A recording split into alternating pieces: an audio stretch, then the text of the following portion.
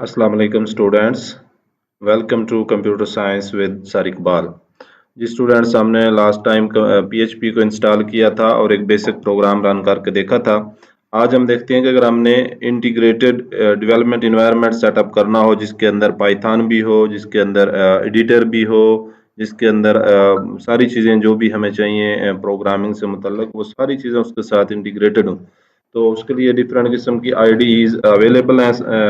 तो आप कोई भी कर सकते हैं, लेकिन I will recommend for beginners कि आप जो है वो थॉनी जो है उसको करें इंस्टॉल। तो आप यहाँ पे जाके इसको सर्च भी कर सकते हैं, या thony.org डायरेक्ट जो है वो आप ओपन कर सकते हैं।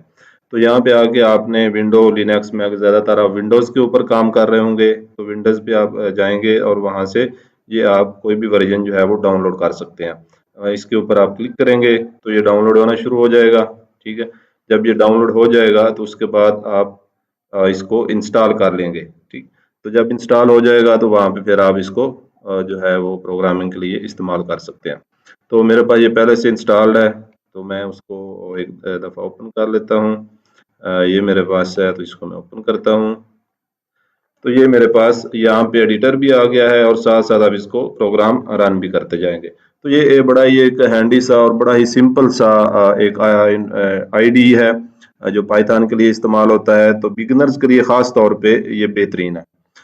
तो यहाँ पे आज हम प्रोग्राम रन करके देखेंगे भी। तो दूसरी चीज़ जो इस वीडियो लेक्चर में हमने डिस्कस करनी है, that is about the syntax of Python. तो ये हमारा चौथा पाइथन के ऊपर लेक्चर है, पाइथन प्रोग्रामिंग के ऊपर। इसमें बुनियादी तौर पे आज हम बाकायदा तौर पे प्रोग्रामिंग जो है वो शुरू कर रहे हैं। पहले जो है वो एक थ्योरेटिकल हमने बेस बनाई, चीज़ों को अंडरस्टैंडिंग लेने की कोशिश की कि प्रोग्रामिंग होती क्या है, पाइथन प्रोग्रामिंग की इम्पोर्टेंस क्या है, पाइथन किस तरह की लैंग्वेज है, वगैरह वगैरह। तो आज हम देखने लगे हैं सिंटैक्स क्या चीज़ होती है। स्टूडेंट्स, सिंटैक्स बिल्कुल ऐसी ही है जैसे किसी भी एक नेचुरल लैंग्वेज की ग्रामर होती है। जैसे हम अगर उर्दू लैंग्वेज पढ़ते हैं तो उर्दू लैंग्वेज जो है उसकी ग्रामर होती है, जिसमें हम इसम, फेल, हरफ और फिर मुख्तलिफ इसम की किस्में और मुख्तलिफ रूल जो हैं वो हम पढ़ते हैं, कवायद व ज़वाबित पढ़ते हैं किसी भी ज़ुबान के। इसी तरह से इंग्लिश लैंग्वेज जब हमने सीखनी शुरू की तो उस वक़्त हमें बताया गया कि ये एक वर्ब होता है, ये सब्जेक्ट होता है, ये ऑब्जेक्ट होता है, ये वर्ब की फर्स्ट फॉर्म है, ये थर्ड फॉर्म है, ये सारे रूल्स हैं। ठीक है ना? तो इसी तरह से जब हमने वो रूल सारे सीख लिए तो फिर हम उस उन रूल्स को अप्लाई करते हुए हम अपनी मर्ज़ी से कोई भी बात उस लैंग्वेज के अंदर लिख सकते हैं। उर्दू हो, इंग्लिश हो, कोई भी जो नेचुरल लैंग्वेज बोलते हैं इंसान।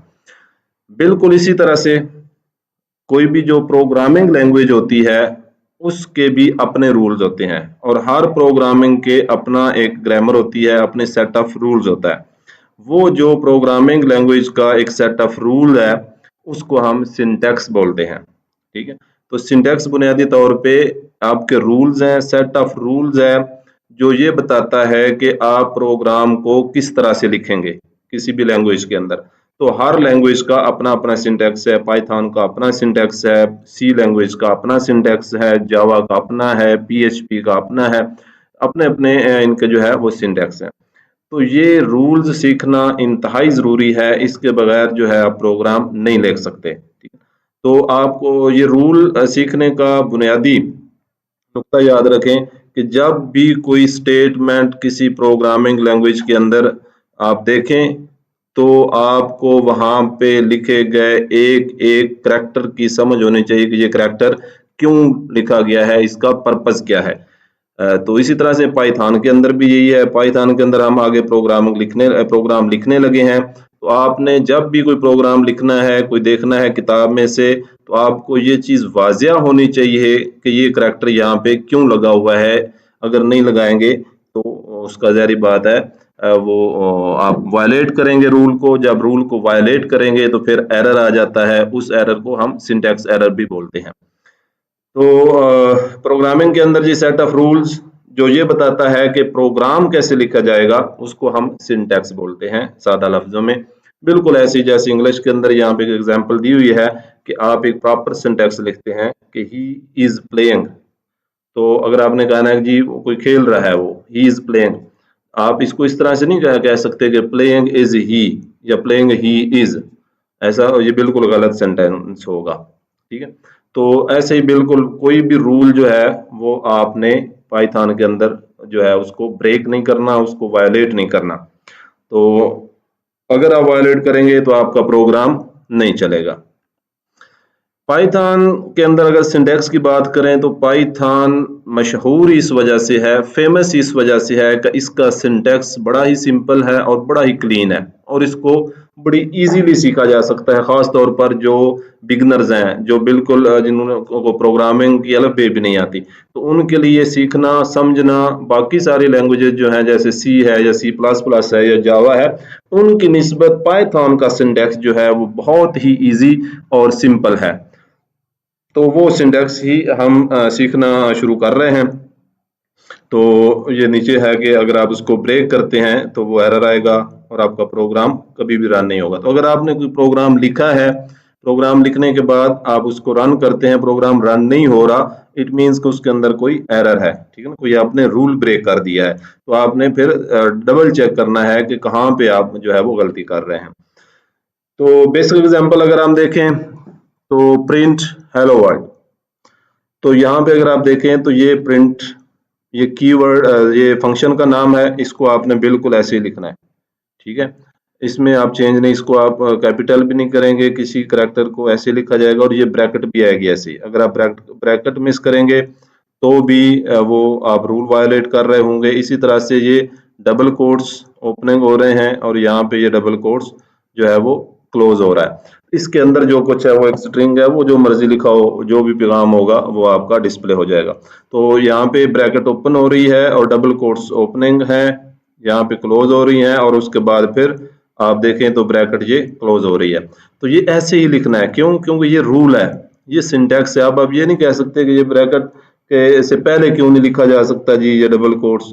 ठीक है, तो पहले नहीं लिखा जा सकता क्योंकि ये रूल है, ये ग्रामर रूल है, ये सिंटैक्स का रूल है।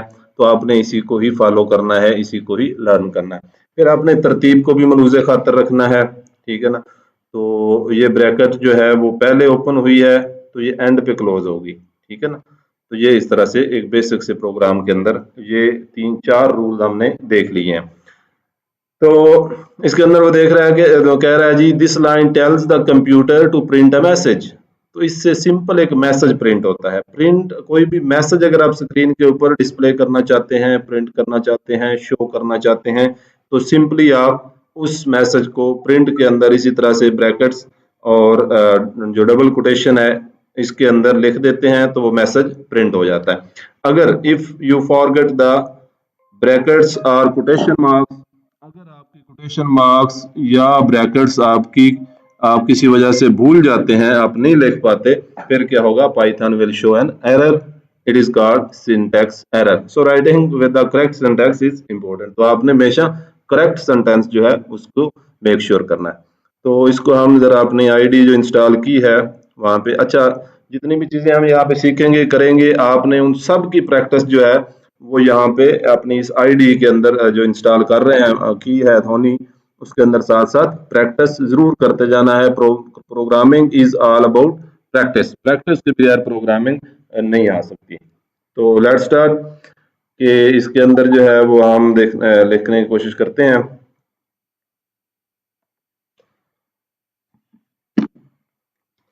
प्रिंट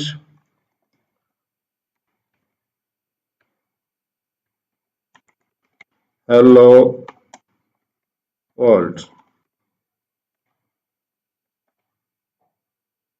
तो ये मैंने किया, यहाँ से आप रन कर सकते हैं, रन के ऊपर क्लिक करें और ये आपके पास आ रहा होता है रन करंट स्क्रिप्ट, या आप F5 से भी कर सकते हैं। ठीक है, तो इसके ऊपर मैं क्लिक करता हूँ तो जरा देखिएगा एरर आ गया, इधर भी एरर आ गया। ठीक है, ये असिस्टेंट जो है यहाँ पे भी एरर के आपको तफसीलात बता देंगे। ठीक है, तो यहाँ पे अगर आप देखें नीचे तो आउटपुट तो कुछ भी नहीं आई, बल्कि यहाँ पे ये एरर आ गया है, traceback most recent call.